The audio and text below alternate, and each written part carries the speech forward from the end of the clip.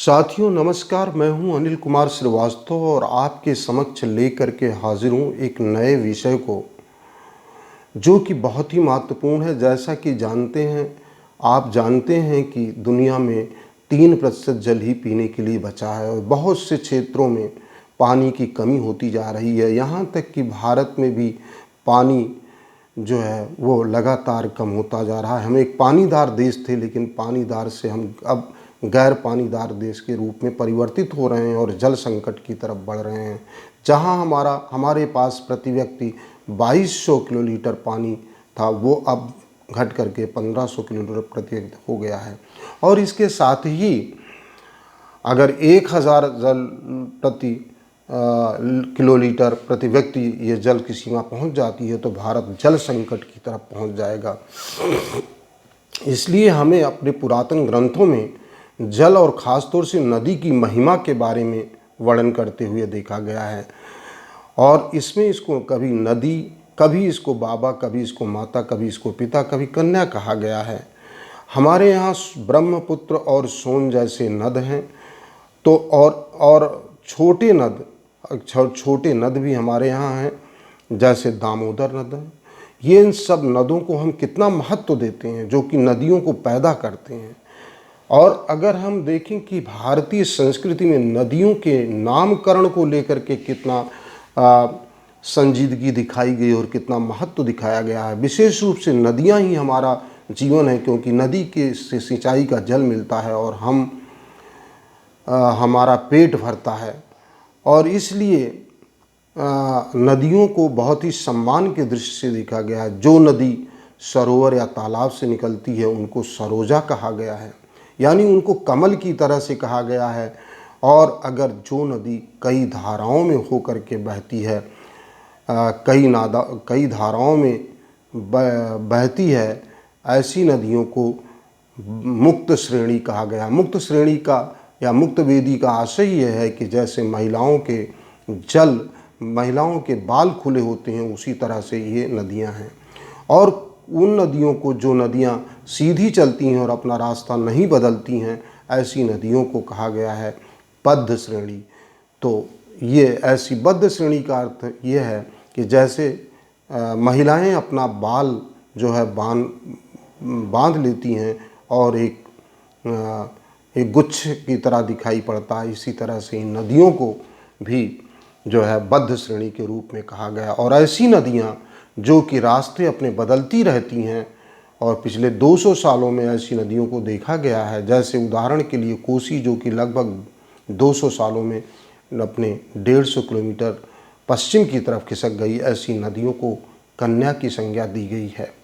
और इसी प्रकार से अगर हम ऐसी नदियों को देखें जो अपार जल राशि को ले जाती हैं और वो बहुत धीरे धीरे चलती हैं, वो गहन विचारों वाली होती हैं, ऐसी नदियों को भारत में विवाहिता कहा गया है। उदाहरण के लिए गंगा, जो कि अपार बहुत सारी नदी, गोमती, जमुना और रामगंगा और अन्य ढेर सारी नदियों का जल लेती है, और फिर भी वो धीरे धीरे बहती है।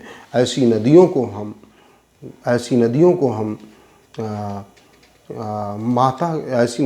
विवाहिता के तौर पर पुकारते हैं। इसी प्रकार से कुछ ऐसी नदियां भी हैं जिनको हम भूतही नदी कहते हैं, जैसे बालान नदी, जो कई प्रकार से आक्रमण करती हुई चलती है। ऐसी नदियों को हमें जो है कहा गया। और कुछ ऐसी नदियां हैं जो कि बीच रास्ते में ही गायब हो जाती हैं, उनको मध्य गुप्ता कहा गया है। इस प्रकार हम पूरे नामकरण को देखें तो कितनी इज्जत के साथ और कितने सम्मानित शब्दों के साथ इनको नदियों को जोड़ा गया है और नदियों को देखा गया, क्योंकि नदियां हमें पानी देती हैं और पानी से सिंचाई होती है और सिंचाई से खाद्यान्न पैदा होता है और उसी से हमारा अस्तित्व बना रहता है। लेकिन बाद के वर्षों में हमारा व्यवहार कैसा होना चाहिए, नदियों के प्रति हमारा व्यवहार मातृत्व होना चाहिए। जैसा कि हम देख चुके हैं कि रामायण महाभारत में और श्लोक में युधिष्ठिर को जो संबोधित है, उसमें कहा गया है कि नदियां हमारी माता की तरह हैं और ये कल्याणकारी हैं। और इसी प्रकार से रामायण में हम देखते हैं सरजू नदी को भगवान 23 बार हाथ जोड़ करके प्रणाम करते हैं। इस प्रकार से जो हमारे आज के मानक हैं, या जो हमें, जिनको हम रोल मॉडल कहते हैं, भगवान राम और रामराज की कल्पना करते हैं, उस भगवान, उन्होंने 23 बार सरजू को प्रणाम किया है। इस प्रकार से हम देखते हैं कि नदियों का जो भी काम होता है, हम अगर जब कोई अच्छा काम शुरू करते हैं तो उसमें भी नदियों का नाम हम लेते हैं, चाहे गंगा हो, जमुना हो, कावेरी हो, और चाहे नर्मदा हो और सिंधु हो, इन सभी नदियों का हम नाम लेते हैं जब भी कोई शुभ कार्य करते हैं, क्योंकि ये हमारे अस्तित्व से सीधे संबंधित हैं। इस प्रकार हमारे प्राचीन ग्रंथों में नदियों का जो व्यवहार है, नदियों के को हमें माता की तरह मानते रहे हैं, लेकिन धीरे धीरे करके हमारे नदियों को हमने एक संसाधन के रूप में मान लिया। नदियाँ ईश्वर की कृति हैं, और अगर इनके साथ कोई छेड़छाड़ की जाती है तो बड़े हमले, नदियाँ भी बड़े हमले कर सकती हैं। जैसे जैसे शहरीकरण बढ़ता जा रहा है, वैसे वैसे नदियों का जो बहाव है, नदियों की जो आकार है, वो सिकुड़ता जा रहा है, और मानव उनको सिकोड़ने का प्रयास कर रहा है। तो इस तरह से मानव ने जब नदियों को सिकोड़ने का काम शुरू किया, तो नदियों ने भी अपना दमखम शुरू किया। और नदियाँ जो कि प्रकृति प्रदत्त एक हमारे लिए एक भेंट है, एक उपहार है, और जो कि मानव जीवन को संभव बनाती हैं, इन नदियों ने भी, अगर पिछले सालों में देखें तो बेंगलोर को पूरा का पूरा नदियों ने डुबो दिया था। और यही नहीं, चेन्नई शहर जैसा मद्रास शहर भी पूरी तरह से डूब गया था, जहाँ की शहर में नावें चलती थीं। और श्रीनगर जो कि जम्मू कश्मीर की राजधानी है, वहाँ भी इस तरह की स्थितियाँ देखी गई हैं। तो ये बेलगाम शहरीकरण जो कि लगातार नदियों के रास्ते, नदियों के प्रवाह और नदियों के क्षेत्र को रोक रहा है, ये आने वाली मानव जाति के लिए बहुत बड़ा खतरा है। और इसलिए हमें जैसे ही हम देखते हैं कि कुछ भी थोड़ी बारिश हो जाती है तो हमारे तुरंत ही शहरों में बाढ़ आ जाती है, इसको हमें समझना होगा। और अगर हम समय रहते इसको नहीं चेतते हैं तो ये हमारे लिए बहुत ही, नदियाँ हमारे लिए घातक बन सकती हैं। तो आइए हम नदियों के इस महत्व को समझें। नदियों के महत्व को ही देखते हुए भारत में कुछ ऐसे उत्सव मनाए जाते हैं जिनके बिना भारत की कल्पना करना व्यर्थ है। उदाहरण के लिए गंगा दशहरा, छठ, भाई दूज और मकर संक्रांति जैसे उत्सव मनाए जाते हैं, और इन सभी उत्सवों का ये आशय है कि हम नदी की तरफ खींचते हुए चले जाते हैं। तो ये नदियों से हमारा आकर्षण, नदियों से हमारा उत्सव, नदियों से हमारी जो अस्तित्व है वो सीधे सीधे प्रभावित है।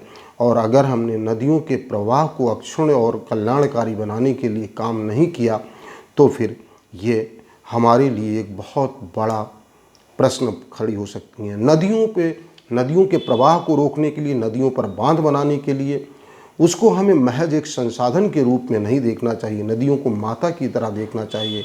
इनको केवल लाभ और हानि के दृष्टिकोण से अगर हम देख करके परियोजनाएं बनाएंगे तो शायद हमारी जो कल्पना है, हमारी जो नदियों के कारण जो हमारा जीवन है वो खतरे में पड़ जाएगा। और इसलिए आवश्यक हो गया है कि हम जो कि वर्तमान व्यवस्था है, जो नदियों को शोषण के रूप में, नदियों को एक्सप्लॉयट करने के रूप में, एक संसाधन के रूप में सोचती है, इसके लिए हमें एक बड़ा कदम उठाना होगा। और इसमें हमें शिक्षण की आवश्यकता है, ख़ास तौर से उन व्यवस्थापकों की, या जो व्यवस्था देते हैं, जो इसके लिए बड़ी बड़ी नदियों के बारे में उस पर बांध बनाने के लिए सोचते हैं, या उनके रास्ते को सिकोड़ने के लिए सोचते हैं। और जो हमारे नागरिक हैं, और जो हम सभी, एक सिविल सोसाइटी जो है, वो नदियों की तरफ किस तरह का रुख रखती है। नदियों के किनारे, नदियों की ज़मीन को कब्जा करना और नदियों के आसपास घर बना लेना, इस प्रकार से जो कार्य हो रहे हैं वो नदियों के प्रति एक तरह से एक ऐसी आस्था दिखाते हैं, एक ऐसा दृष्टिकोण दिखाते हैं, एक ऐसा व्यवहार दिखाते हैं कि नदी हमारे लिए केवल और केवल संसाधन है, जबकि नदी केवल संसाधन नहीं है। नदी हमारी संस्कृति का मूल आधार है और हमारे अस्तित्व का भी मूल आधार है। इसलिए हमें अपने लोगों को भी शिक्षण देना होगा, जागरूक करना होगा, और अपने जो व्यवस्थापक हैं, जो व्यवस्थाएं बनाते हैं और जो इस प्रकार के बांधों का निर्माण करते हैं जिससे हमारी नदियाँ जो है प्रभावित होती हैं, उनका जल प्रवाह प्रभावित होता है, तो अगर इसको एक सीमा से ज़्यादा तक बढ़ने दिया गया तो नदियाँ हमारे ऊपर आक्रमण कर देंगी। तो आज ज़रूरत है कि हमें जन चेतना, ऐसी जन चेतना पैदा करने के लिए जिससे हम नदियों को एक मात्र माता की तरह, नदियों को बहन की तरह, नदियों को कन्या की तरह, नदियों को माता की तरह ट्रीट कर सकें। और आज जब तक इस तरह का व्यवहार नहीं आएगा तो हम नदियों से और नदियों के क्रुद्ध व्यापार को, क्रुद्ध आक्रमण को देखेंगे और हम डूबते देखेंगे बड़े बड़े शहरों को, चाहे वो बेंगलोर हो, चाहे मद्रास हो, चाहे श्रीनगर हो और चाहे बॉम्बे हो। तो इन सब शहरों को हम डूबते हुए देखने वाले हैं। तो इसके लिए आवश्यक है कि हम तत्काल ऐसा शिक्षण लोगों को दें, नागरिकों को दें कि वो इसके जल प्रवाह को और जल क्षेत्र को न रोकें और इस प्रकार से केवल, और हमारे व्यवस्थाकार जो हैं, जो योजनाएं बनाते हैं, वो इसको केवल लाभ और हानि के दृष्टिकोण से, कॉस्ट एंड प्रॉफिट के दृष्टिकोण से न देख करके इसको माता की तरफ देखना चाहिए। तभी हम सभी लोगों का कल्याण हो सकता है। धन्यवाद।